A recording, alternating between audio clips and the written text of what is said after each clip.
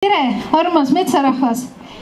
Mina olen Mari ja mina olen pärit Raplamaalt ja mind puudutas isiklikult metsa raiumine ühel päeval, kui ma läksin jalutama oma lapsepõlve metsa ja avastasin, et see oli maha raiutud.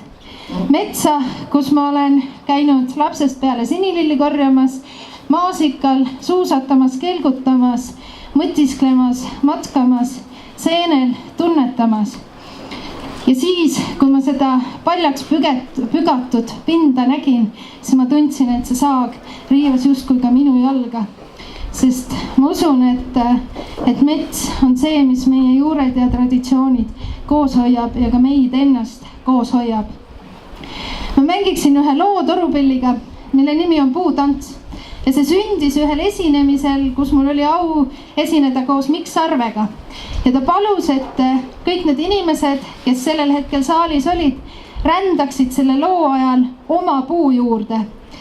Sest ta uskus ja mina usun ja ma arvan, et igaüks teie usute seda, et igal eestlasel on oma puu, oma erilise tähendusega, oma erilise väega puu.